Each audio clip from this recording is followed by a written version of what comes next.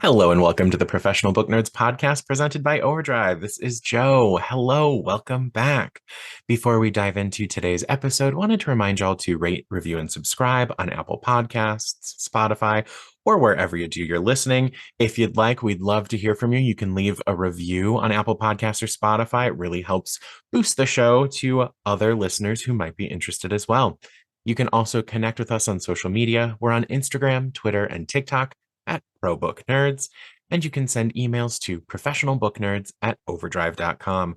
Whether you're sending over your Professional Book Nerds reading challenge once it's complete, suggesting ideas for future episodes, we would love to hear from you. With all of that out of the way, let's get into today's episode. Emma, hello. Hi, it's been a while since we've been at the mic. It has been a while for our listeners. I was helping to organize our conference, Digipalooza. I know I've mentioned it in passing in some prior episodes, but we did a little planning ahead, knowing that I was going to be super swamped last week with the conference live and here. And so if you are one of the wonderful partners who came to join us or any of our friends in the publishing industry, thank you for coming. Wanted to start that off. But now we're back at the mic and we're doing something a little different today. We are. I'm so excited by this whole premise.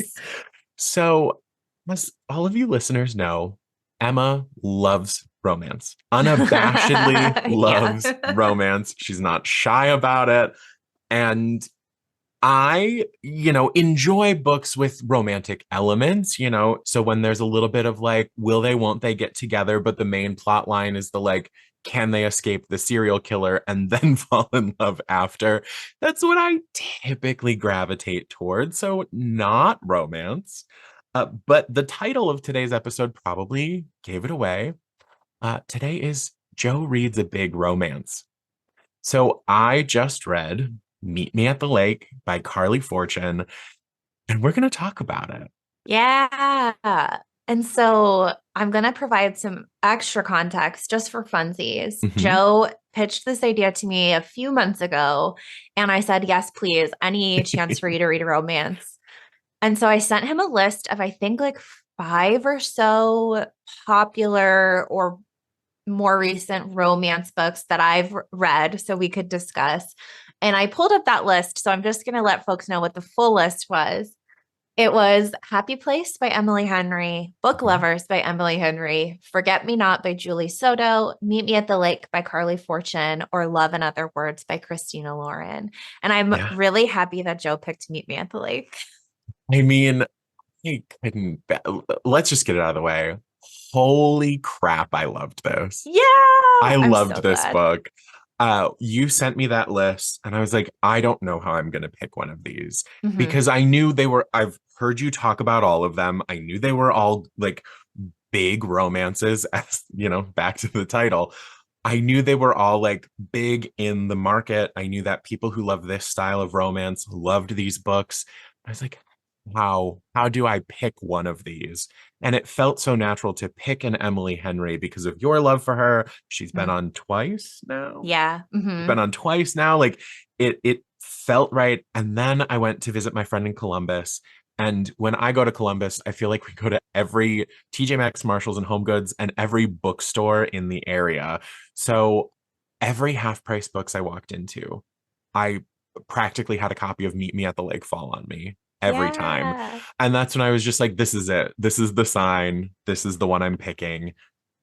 Yeah. So Emma is going to be my guide to not let me go too stream of conscious of all of my thoughts.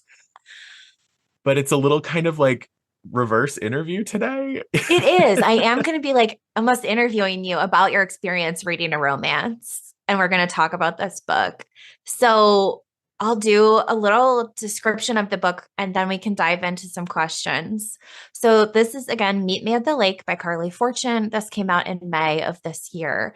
Fern Brookbanks has wasted far too much of her adult life thinking about Will Baxter. She spent just 24 hours in her early 20s with the aggravatingly attractive, idealistic artist, a chance encounter that spiraled into a day-long adventure in Toronto. The timing was wrong, but their connection was undeniable. They shared every secret, every dream, and made a pact to meet 1 year later. Fern showed up, Will didn't. At 32, Fern's life doesn't look at all how she once imagined it would. Instead of living in the city, Fern's back home running her mother's Muskoka Lakeside Resort, something she vowed never to do. The place is in disarray. Her ex-boyfriend is the manager, and Fern doesn't know where to begin.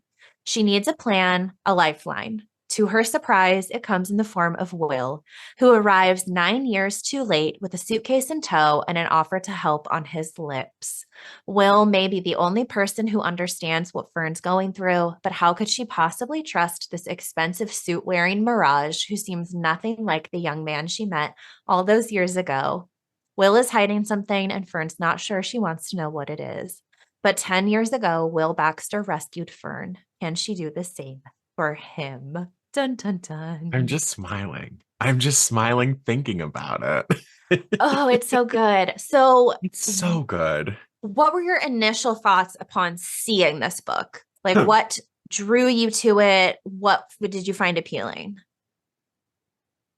So, number one, the cover, compared to like all of the other covers for all of the other books, like those to me, and 100% no shade, like this is a beautiful cover, but all of the other ones had a little more appeal to me. Like I love the Emily Henry style of the, that kind of trend that was pretty big recently of like drawn characters in a very like comic-esque style format. Yeah. Like when I think of like beach read comes to mind and you see like the perfect lines of people on beach towels. I Mm-hmm. love that. And not even looking at it, and that's what comes to mind. This seemed so peaceful by the cover, and I think that's what got me. Even though this is not a cover that typically pulls me in, I look at it and I was like, oh, this is going to take me on a ride, but like a gentle one. Mm-hmm. That's what I got from the cover, and that is absolutely what I got. It was perfect for me because I hit all of the emotional highs and lows at exactly my comfort level. Yay. Yeah. And the cover is gorgeous. It's like Mhm. watercolor-esque I love the pinks. purples and pinks. And it's like there's a couple sitting on a dock. Mhm. It is just a dreamy It's cover. also really easy to like look at and look past, if that makes sense. Like you look at it and you might not even necessarily notice the couple on the dock. You're just kind of seeing the lake and you go, okay, yeah, I will meet you at the lake. Oh, I'm so glad. And so, was there anything from the synopsis that like jumped out at you? Like, were there any key phrases where you were like, ooh, I am a sucker for the idea of a family business. I love mm-hmm. the kind of like idealistic resort on the lake in the woods, and like if it's not been clear from our summer camp reads and our final girl reads, like atmospherically Hmm. it had the setup for what I knew I would like. Um, I also definitely, while reading both the synopsis and the book, had a solid understanding like why people love a Hallmark movie. Because I Yeah. could see like when you have a good Hallmark movie, this is what it has to plot out like, that you have this natural flow. I really liked that at 32, Fern's life doesn't look at all how she imagined it. She's back home running her mother's Muskoka Lakeside Resort, something she vowed to never do. I loved that first and foremost. I loved the energy of her ex-boyfriend being the manager, Yes. because at first you go like, oh, is this about the two of them? Is this, and then you hear about Will. So I loved that they were setting up in the description a potential love triangle Mm-hmm. or like a draw of affection, but instead I really prefer how it plays out in the book, that maybe at the very beginning you're like, oh, is this about Jamie or is this going to be about Will? And you don't have to Mm-hmm. wonder for very long before you start into the tale. But yeah, those are the things that really popped out at me from the description, as well as wanting to know how Will Baxter rescued Fern and if indeed she can do the same for him. Like it's like there was something in every paragraph that I went, oh, okay, tell me Mhm. more. So, yes. So overall, how did you find your first experience with reading like a big romance book? Like, what would you rate your experience out of My 5? my experience out of 5 is a 5 out of 5. Yay. I knew you weren't going to steer me wrong, but I also knew there was going to be like there were some options. Like for me, I could have been like, oh, this is too cheesy, this is too silly, this is too whatever. Mhm. And this book truly just ended up being like it was exactly where I was at. It hit the pacing. I really liked Carley Fortune's writing. I would say the book is probably like a 4.5. Mhm. It's like realistically, my experience overall also taints my love of the book. So it's I would just flat out rate it 5 stars. But I think if I took a step back, I'd be like, yeah, it's probably like a 4.5 stars because I dock some things here and there. But I think that's my critical like marketing brain over like the formulaicness of a romance. But I'm also I'm a formulaic reader. You know, I love a thriller, I love a mystery. So there's you know, Yeah. And I'm a little so, more picky about the romance formula mhm. because it doesn't have to not be obvious. Like in a thriller, a good thriller that's hitting that high should never be obvious. So, you know, me comparing my most similar kind of experiences, it was actually really refreshing that the author isn't trying to hide anything from me. You know, that it is just like this is what should be happening. And I knew you were classifying this as a romance. So going in, I knew that it should be like happily ever after, because I believe that's what you subscribe to to consider it a romance, right? Yes. Okay. Yes. If it is a I know that's proper like the list. romance, Yeah. it has a happily ever after. Yeah. Mhm. Okay. So I knew someone, I knew there was going to be a happily ever after for someone Mhm. in here, or for for Fern, for our main character, there should be a happily ever after, but I didn't know if there was any like toying with that at all, if you could consider it happily ever after, but you're happily ever after with yourself. It doesn't have to be another person, you know. Yes. I know, okay. I was thinking too hard, Emma. Hmm.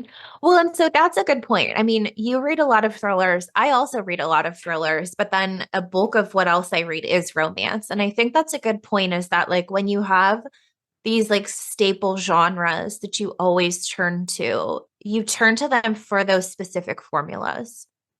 And so with romance, as I attempt to get you to read more of them, I think we'll hone in on which of those tropes and formulas you enjoy in romance. Because, like you said, it's not necessarily keeping as big of secrets or twists from you as a reader, like in thrillers, but there are things that you're discovering about the Yes. characters in a romance that then create some of that tension and that like miscommunication or that like how do we overcome this obstacle to get to that happily ever after. That is what I really liked about Meet Me at the Lake specifically, is that there is this whole backstory of what happened to Fern when she was in high school, what happened to her mom when she found out she was pregnant with Fern, what happened on that one day 10 years ago. So, like, having these things kind of being handed to me here and there as little treats and little breaks from the story was really enjoyable. It made it really meaningful because it broke up a lot of the tension. Um, I also I also really liked this one because at no point did it ever feel really all that tense. Yeah. There was something very relatable to the fact that our our two main characters are professional adults that have lived a life without each other for the past 10 years, and they Mhm. know they can get through and go back to that if there is no happily ever after. So it to me felt grounded and healthy. I mean, I Yes. think there's always going to be elements of romance that I'm like, that might be a little unhealthy, but I don't love a ton of tension. So when I knew we were hitting that like third act, it's time for the miscommunication, breakup, things don't work right. Mhm. I started dreading it. I was like, oh no, is this going to be where I can? Because like rom-coms, movies, when that happens in the movie, that's usually where I'm like, no, I don't want Yeah. this part. Like I'm okay with it, but I think of like those moments where I'm just like, ugh, not what I want. And I think this is truly the second romance I've read, and the first would have been last year with Micah Summers, Mhm. the 99 Boyfriends. And and I think for me in both cases it was a similar kind of thing of like that one, the miscommunication was a little more tense. So this one was, oh, I just liked, well, anyway, no, I don't want to skip ahead. No, but I think that's a good point and something that like we are identifying what you like and don't like about certain romance formulas. And I agree, like the third act breakup is sort of a trope or a structure that I know a lot of people don't like, but it is relatively common. And so figuring out which authors or which types of romance do that that Yeah. you can enjoy, or ones that steer clear of that sort of classic third act breakup thing. It's also very interesting as like a person who has read their fair share of like just straight up fiction literature, Mm-hmm. the the difference, like the tiniest of differences between how Meet Me at the Lake reads and any of the other like you know, top fiction titles, just like general lit titles, was really interesting as well. Because, like, this is homey and atmospheric, and this could have truly just been a story about Fern's grief and grieving and healing. Like, this could have been a Mamma Mia kind of like Yeah. this is a Mamma Mia read alike, honestly.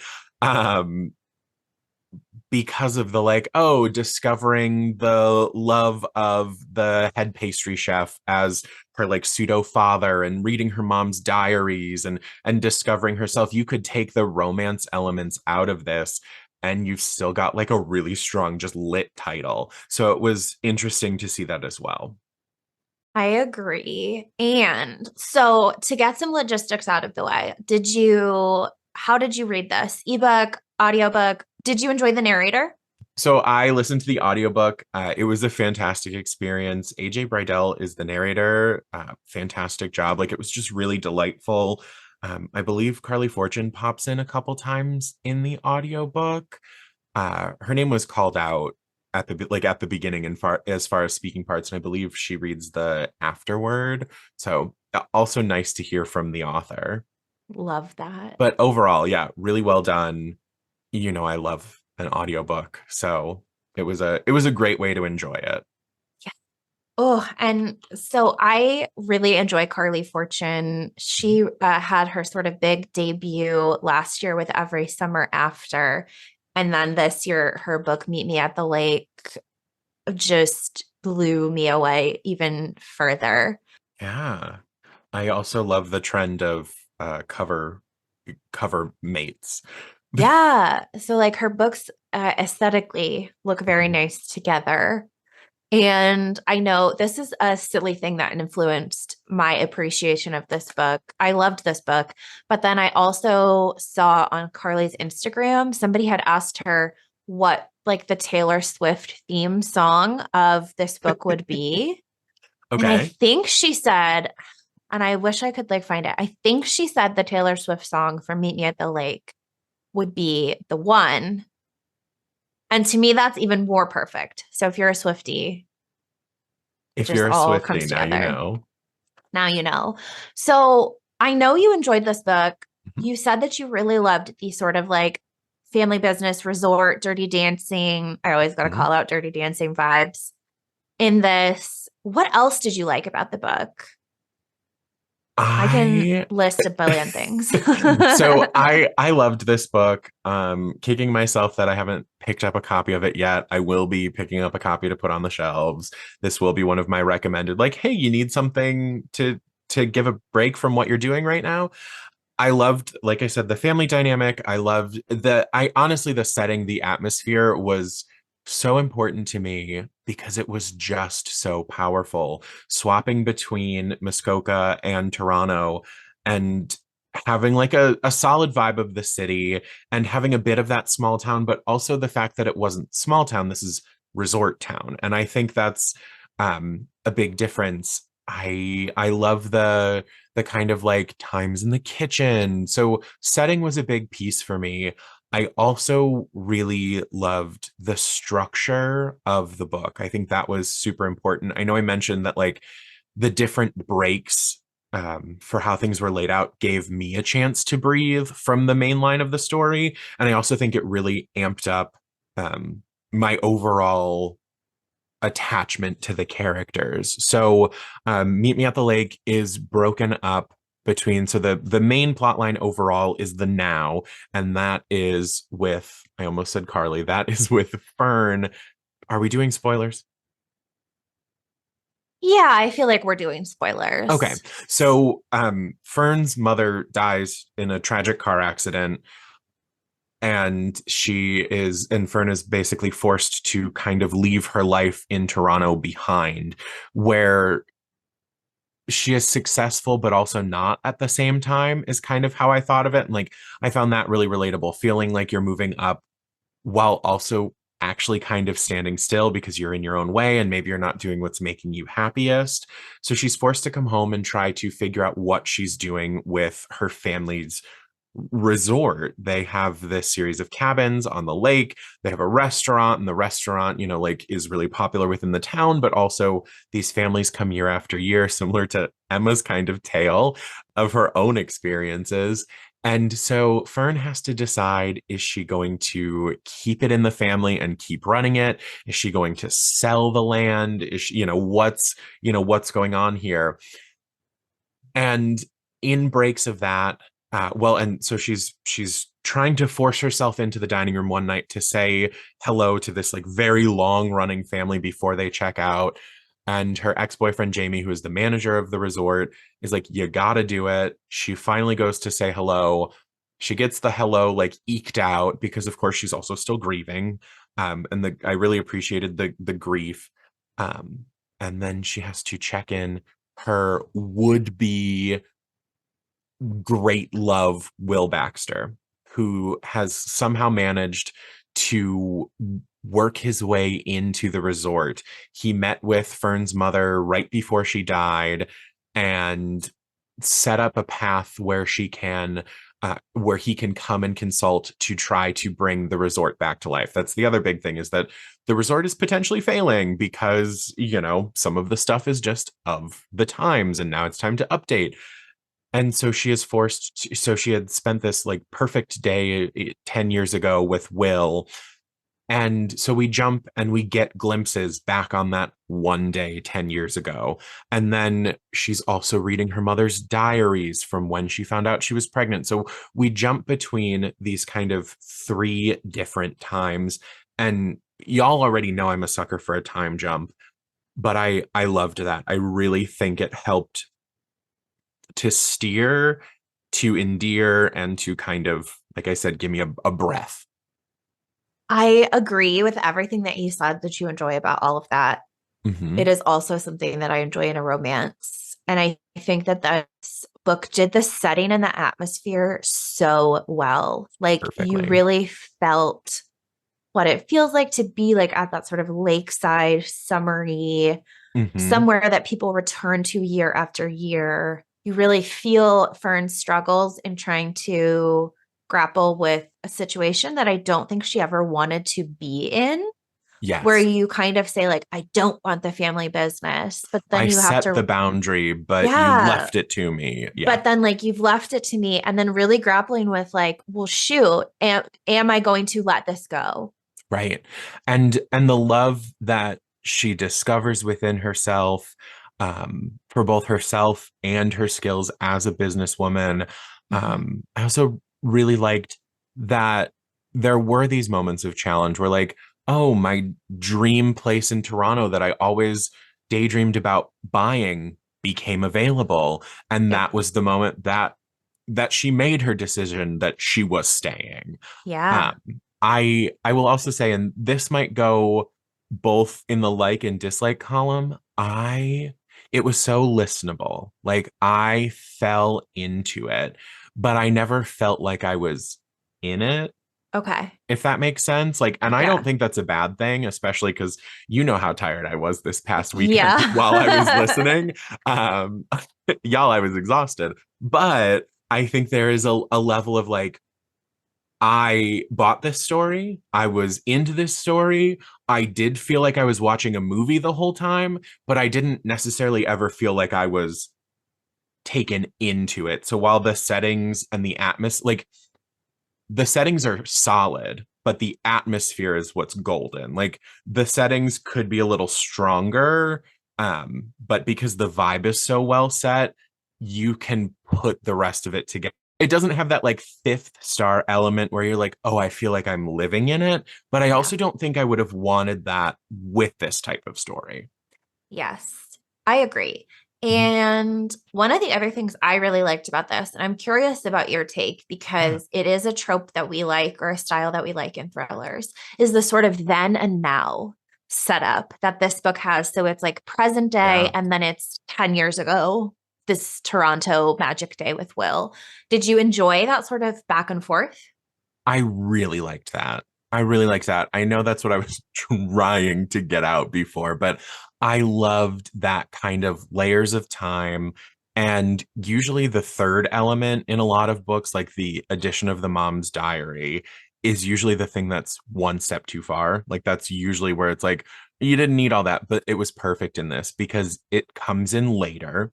It is only ever like, and of course I listened to it, so I can't actually say how long it was, but to me it felt like it was only a page or two where it would be like a partial entry and it always matched what was happening right before and it fed into what was coming after. So it was a good breakup. But I loved the time jump. I think it was the character building. Like it sold why they were meant to be together. Yeah. And I agree. I think so. There are some like additions of Fern's mother's journal diary entries, and it was just enough. It wasn't like Mhm. pages and pages of Right. diary. We're going back, we're figuring it out. It was just enough to give you that insight into how Fern sort of entered the world and Mhm. the place that her mother was in, and sort of that context to understand why Fern is the way that she is and why she's making these decisions Definitely. around the resort and Will and all of those things. So I agree. It was very well done. Are you inclined to keep reading more romance? Knowing that Carley Fortune only has one other book at the moment, I'm definitely ready to pick that up and see what the vibe is. Yeah. But I also think, yes, I'm ready to pick up more romance. I'm ready to give it a try, but I do think I still need your hand holding to kind of Yay. give me suggestions in the direction like similar to this where it's where the stakes aren't too high. I think that's a big one for me. The stakes can't be too high because ugh. Yes. And I think that's why in our discussion, when we were talking a little bit about vibes and like just Mhm. knowing what you would want out of this or like where you were at mentally, you Yeah, wanted something right that wasn't super high stakes. And so that's why I said, like, well, you can't read Happy Place. right. Like, you can't read Love and Other Words. That's too much. Like, that Right. will make you sob. That's not what we want. Right. So, right. Yeah, Yay. I was definitely like, I I don't know. agree. Oh, so yes, I'm gonna get you to read more romance then. Yeah, I'm pretty easy to get, huh? Yeah. I mean, I'm not doing like a hard sell. So the other thing that I don't know if I was expecting was the spice. Oh, yeah. It's not incredibly spicy, I don't think. No. Yeah, enough. I mean, like there's a little, not enough, but like there's it's like a peppering. It was it was odd, I will say. I think that was my one note is that like there is this build up to like, oh my gosh, are they going to sleep together? Mhm. Is this going to happen? And then once they do, there's a bit of the like, oh, okay, well, now it's just anytime they see each other, it's on site.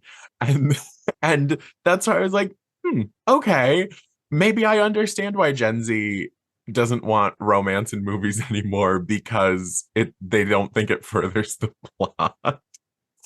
Yeah. But I it was also like really beautiful. So I think that's what this is what is so interesting about romance, I think, is that yeah. the spice level, Hmm. it is so hard to categorize, in my opinion, because everyone's definition and preference of spice is just different. Well, because right, this is not very spicy. It happens what about halfway through the first time?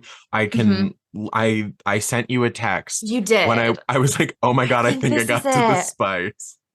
Um I feel like it happens at like 56% of the way through the book the Mhm. first time, and that's when I was like, "Oh, okay." And I think in this book it read a little odd because like I was saying earlier, it did not feel like this book felt like it could stand alone without the Will storyline that like Mhm. or that this book I feel like would have benefited more from a fade to black, I think. Okay. Now that's not necessarily my own preference. Uh-huh. Uh I have no qualms with spice, but I think when you are reading like a five pepper book, you're Right. walking into the spice like because I know that there's like a whole camp. My very limited understanding around spice is that there's a whole camp as far as oh, I'm reading this purely for the spice or I'm reading this for the atmosphere, and where you fall on the pepper scale you can find books that kind of match that. And I Mhm. think for me that would probably be my other like critique is that I think this would have read a little better as a fade to black compared to on the page because it did feel like two different writing styles. That is interesting to me because my favorite type of romance is one with really good plot, Hmm. but also some spice. And Yeah. so for me, this book ticks that off. And I actually Oh. hate Fade to Black. Now I It's not know my that, favorite because like right. it to me in my mind it defeats the purpose of like what you're trying to achieve here. Mhm. But yeah. But I know that I know there are readers who prefer the Fade to Black as well. And so Mm, I do agree. I think that you sort of have your different categories. You have your yeah. ones that like are Fade to Black, that's your preference. I know some people though that if it's Fade to Black, they just won't read it because they're like, what's the point? And so I like when it Okay. has the middle ground, good plot, and some spice. Hmm. But then there are books that I do read simply for the spice, where like I Yes. don't really care about the plot. I agree with you. I believe that I fall into the same camp. I Yeah. just don't think the spice was written as well in this book Hmm. as the book is written. So I Okay. Yeah, think that makes sense. I don't want a fade to black. I'm with Yeah. you of the like, I want a really strong plot and then I want some spice, or I don't care what's going on. I just want to read the spice. Like I'm spot on with you on that, having read all of, three romances in my life. Uh Right. No, but I think that but that makes I think in this sense. case it would have benefited from it just because it felt, and once again, like Carly Fortune, love this book, love you for writing this, thank you for this beautiful piece that I read, but the writing was a little weak for me for the spice compared to the rest when the rest of the book reads so well. That was just kind of where I was like, yeah, No, and I think that that makes sense is that yeah, if like the spice feels detracting or it just right. doesn't quite feel as If the quality was a little lower, if as in tune yeah, with the rest of the writing of the book. exactly. That makes It would sense. have been one thing if it had happened 10 years ago on that Hmm. 24 hours where like Yeah. that fit really well. And but yeah. But then I think, and then so Also, that's newbie another, coming in. no, but so that's another interesting thing because obviously, so yes, we've talked about spoilers. So this is a spoiler. Yeah. In the 10 years ago scene, like the sort of day that they spend together, they're both in other relationships. Yes. And so there's sort of that premise of like wrong time, right person. Yeah. And then also like a little bit of a discussion of sort of like emotional cheating versus physical cheating. And so they don't physically do anything 10 in that 10 years ago scene. But I think that's Right. interesting to where like, right, had the circumstances been different, if the spice was in that scene, like in that context, and then not later. Yeah, it Or just tonally it yeah. wow, me pulling out my English major. Tonally, the spice matched the writing better for the 10 years prior than it did Yeah. in the current moment. And like as we got there a little later, I think like the first time was when I was like, this doesn't quite like that was great, but it didn't quite fit. As we kind of like got along and the scenes were a little shorter or worked out a little differently, that's why I was like, oh yeah, cool. It fit better. But there were just a few moments where I was like, this is a little jarring. Yeah. Okay. That makes sense to me. That Yeah. makes sense. Sorry, I And had to get there, I guess. no, no, I think that that tracks. And so, and that's the thing I do find the hardest about recommending romance is like people's spice level Mhm. preference. Yeah, I mean, I don't think I wanted to jump into Neon Gods, No, but probably I will not. read it now. But right, like yes, going into it knowing that Yes. that is like That's far 12 more, peppers. Yeah. yeah, like explicit in terms Yeah. of the spice scenes. It's a lot of peppers. So my yeah, I'm like, I've already interviewed you. I've already asked all my So, questions. number one, I have a question for you. What Yeah. did you think about the 9 years ago revelation when so we hit that third act drama? Will has Yeah. disappeared. He's not there for the dance. And she goes into his cabin to set all of his suits on fire and Mhm. she sees the drawing. Yeah. I love that I'm Yeah. being vague now. So, No. since we've done spoilers already, as their 24 hours is coming to an end, they promise to meet each other at the lake. There's the title for you. And they pick a date, they set it, they set a date and a time, I think. And Fern shows up. She's sitting at the dock and Will never shows. And so then and that was like the dramatic end and where she goes back to Toronto and keeps living her life and blah, blah, blah. And then on this dramatic moment where Will suddenly disappears and she can't get a hold of him and everything was great and everything was perfect and this was supposed to be their second chance, she runs into his cabin and she sees this drawing of her on the ground. And it's the outfit and all of the bits and accessories she was wearing the day 9 years ago that she was waiting for Will at the lake. Mhm. What did you think of that? Was it a little cheesy? It was cheesy, but I liked it. I I gasped. liked it so I much gasped. because so for me, right. So here we are like majority of the way into this book thinking Hmm. that Will just didn't show up. Right. He just didn't come to the lake for whatever reason, whether he just like he was still in a relationship or he just didn't feel like he was in a place to show up with Fern, like he just didn't show. Right. What I appreciated about him showing, like, or the revelation that he did show up, he just never approached her. Yeah. Um, It is really that sells that. yeah, that he's been thinking about her and that Mhm. he wanted to be with her, but for whatever reason, I mean, we kind of find out that it's like he didn't feel like he was in a good place. He didn't feel like he had enough to offer her. He didn't like just all of these Mhm. other reasons that you talk yourself out of doing something. He he showed up and he chickened out. He got nervous, he Yeah. got scared, he thought like, I'm not ready, whatever. To me it was almost a little bit more endearing that like it showed even then that he wanted it to happen. He just got scared. Right. It showed that he actually cared about her then Yeah. too. Like he didn't forget, he didn't Yeah. decide not to go, he wasn't at any point leading her on. He Yeah. just got there and he went, these are all of the reasons that I can't do this to you. But yeah. Yeah. Where Ugh. like like the pact meant as much to him as it did to her, and that he Mhm. remembered the date and time, and just that like he couldn't like walk down the dock.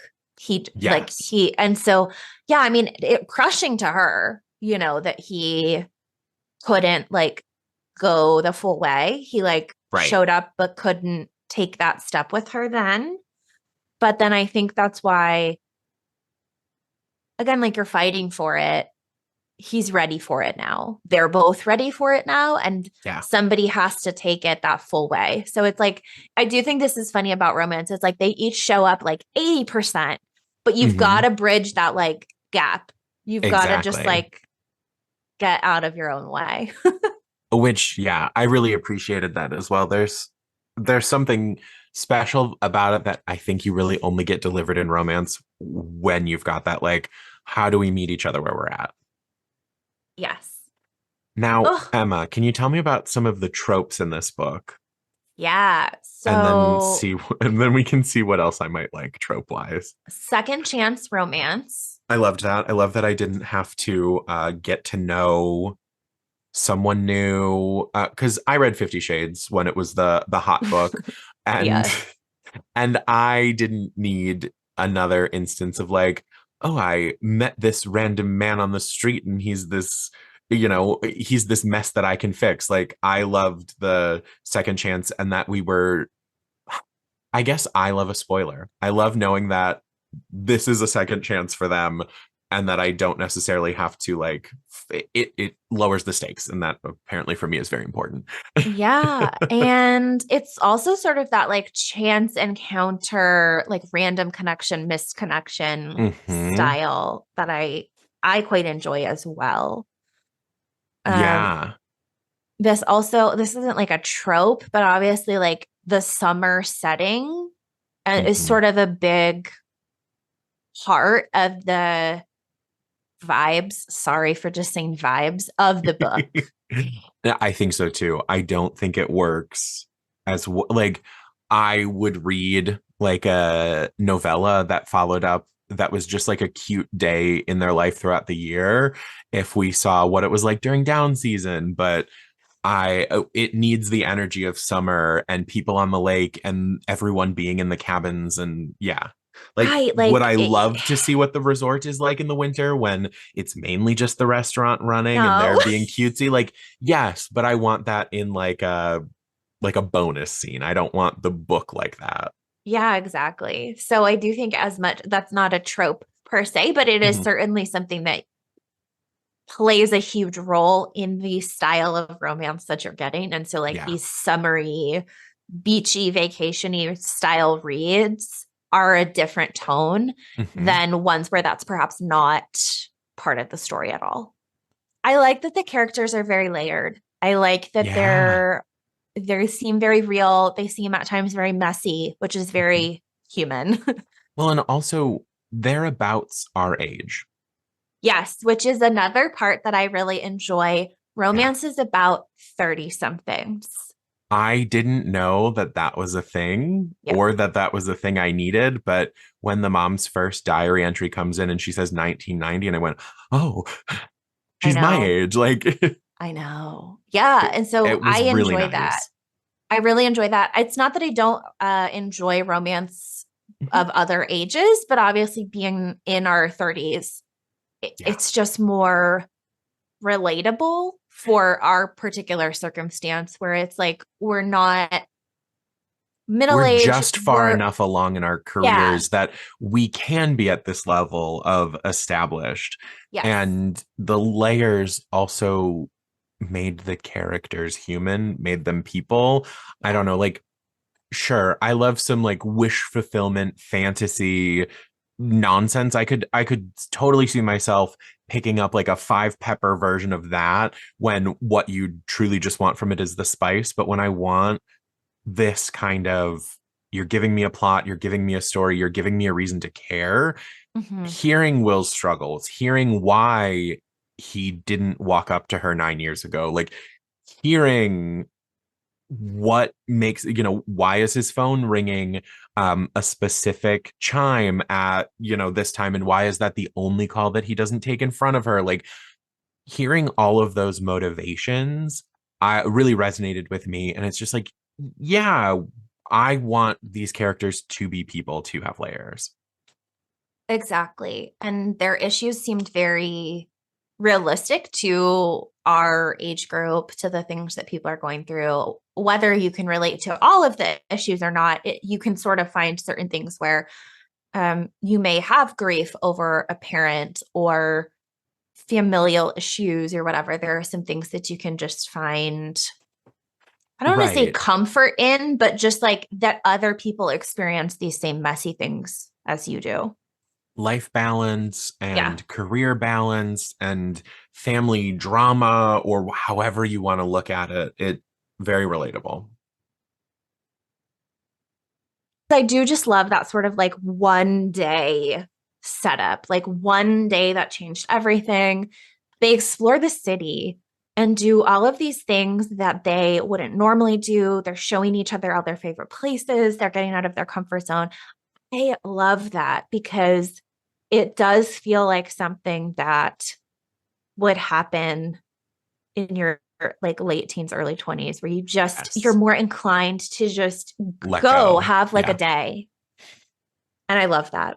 I do too. And that's where I'm like back in on the wish fulfillment, because that is relatable. There are many a day I can think of from high school where my friends and I would just like, oh, it's the summer. Let's pick a random place to drive to, and we're gone for the day. And we do all of these things, and like the connections you make and the magic of that kind of special day just really makes sense.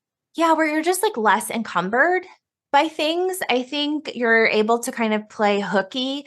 And I do think it's certainly like a good reminder that if you're able to, you can do that at any age, and sort of find that magic. But again, I do think it is more relatable that you are certainly more inclined to do it when you're younger. So I do love that kind of reminisce. Like, yeah, when we were, 21, we would like, we took a day and just skipped college and drove to the city and just did whatever. So, And that is what like also to me makes the romance magical, because I think in romances there has to be that element of whatever you want to call it, but in my brain I'm saying magic, where it's like there was a spark that made this romance happen. It I love the idea more that it all happened in one day and not, oh, they were friends for years and will they, won't they, on and off, bloopity blah. And then boom, they run into each other by happenstance. Like, I love the idea of that could have been the moment that your life changed. And this is your chance to see if it is worth it. Emma, what have you love done it. to me? I know. Welcome to the club. Well, look out. I'm going to interview Emily Henry next time. Fine. For a funny story, we can co-interview. Yeah, I would definitely recommend Every Summer After, also by Carley Fortune. She is writing book 3 right now. So we don't have details yet, but I expect another book from her in 2024. So No. very Oh exciting things. no. I have more Very, books to look forward to. you do. Welcome to the club. Oh, I think this concludes Joe Reads a Big Romance. Listeners, please let us know what you thought of this episode. Send an email to professionalbooknerds@overdrive.com. If you liked this format, we'd love to hear more from you. I think it's pretty clear what Emma and I each read the most of. So if there is something that we should be doing this again, testing the other on, who knows? Let us know. I had a ton of fun. I hope you did too, Emma. I did. And I have now thought about like, okay, if we did this on the flip side. So like Uh-huh. Emma reads something that I don't normally read, which is pretty much everything that's not romance or thriller. So Emma reads a biography, like Oh, shoot. something, That's true. like What does Joe read a bunch of that Emma does like not? there's a lot of things I don't read. So it has made me think a little. And also, if you want us to return and talk about another romance, I'll read another one. Yeah. A big romance mashup. No, I'm Big kidding. romance mashup. Well, thank you all so much for joining us. We hope you enjoyed today's episode. And as always, happy reading. Readers can sample and borrow the titles mentioned in today's episode on OverDrive.com or in Libby. Our library friends can purchase these titles in Marketplace. Professional Book Nerds is proud to be an Evergreen Podcast signature program. To learn about other Evergreen podcasts, visit evergreenpodcasts.com. Our podcast is produced, recorded, and edited by Emma Dwyer and Joe Skelly and presented by OverDrive. To learn more, visit professionalbooknerds.com.